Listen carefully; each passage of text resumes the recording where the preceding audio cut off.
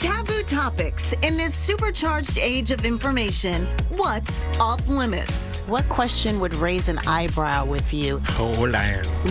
Is it appropriate to ask someone, how old are you?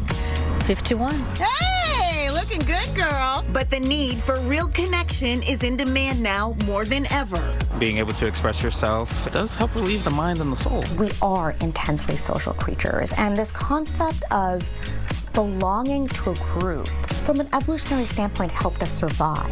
Plus, why pushing past embarrassment matters. Creating those shifts is core to creating a world where we have people advocate for themselves. Reducing stigma can lead to healthier lives and help save them. I think the scariest thing about addiction is nobody knows who's going to have it. This is Chronicle on WCVB Channel 5. Etiquette has certainly evolved over the years, from the stringent rules of the Gilded Age that dictated proper language, behavior, style, and those intricate table settings, to now and whatever this is. People in Massachusetts, do we have good manners? I think the whole thing is true.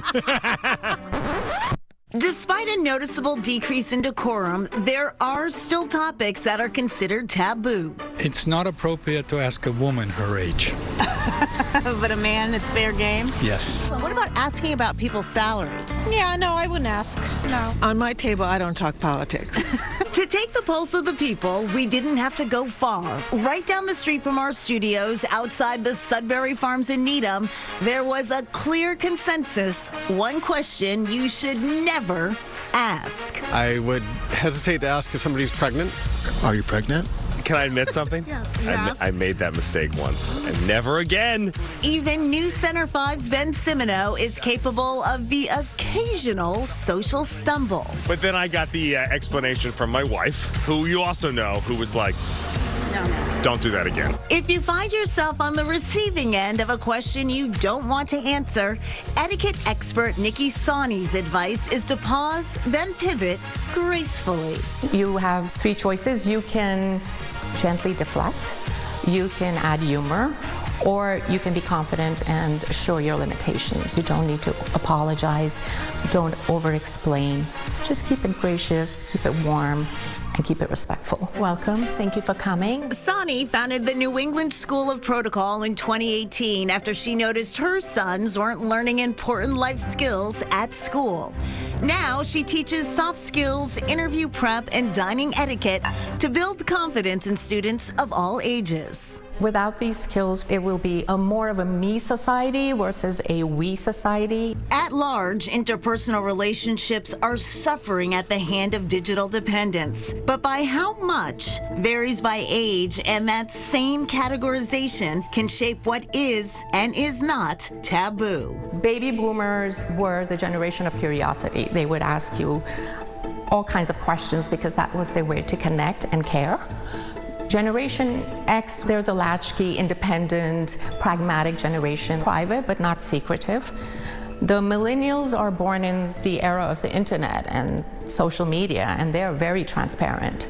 They are okay talking about emotional issues, mental health issues. And then we have Generation Z and the Alphas, who are digital natives, and they have very strict personal boundaries. They're more about authenticity than formality. Cultural norms are different for different people. You know, I think about that, like my grandparents' generation versus my generation, right? Norms are always changing. Dr. Ash Nadgurney is a psychiatrist at Mass General Brigham. Cultural norms can be projected onto the individual and shape their identity or their self-esteem in ways that are negative, right? To some, a common question, how are you still single?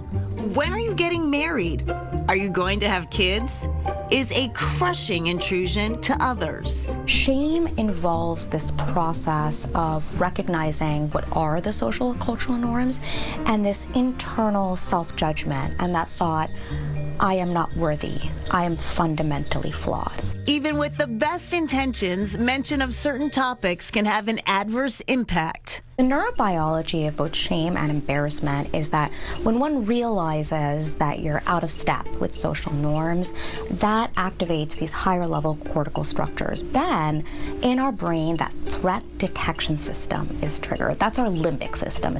And when that limbic system is activated, it causes the release of a stress hormone called cortisol. The flight or flight response that follows can cause increased heart rate, shortness of breath, and blushing. People have to ask themselves, is that a question I would want to be asked? The golden rule has always worked so well for me in relationships. Treat other people as you would like to be treated. Because people may forget what you wore or what you ate, they'll never forget how you make them feel. And Nikki there says that the biggest social misstep she sees today is lack of eye contact. Lack of eye contact. We're very good about it, though.